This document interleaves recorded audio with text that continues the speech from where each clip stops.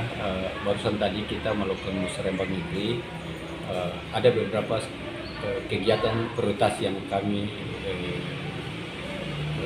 hadir, yaitu satu diantaranya penanggulangan sampah, yang kedua beasiswa buat orang atau masyarakat tidak mampu, yang ketiga penghijauan di daerah aliran sungai,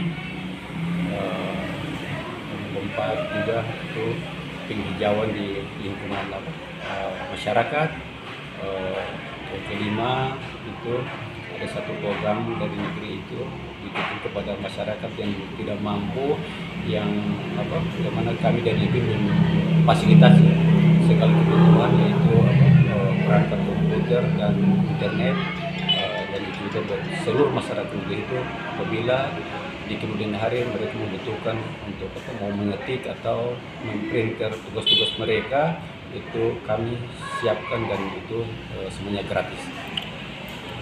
Harus cari ke alternatif lain. Jadi mungkin itu saja Bapak Sek. Terima kasih. Wassalamualaikum warahmatullahi wabarakatuh. Download Tribun X sekarang, menghadirkan lokal menjadi Indonesia.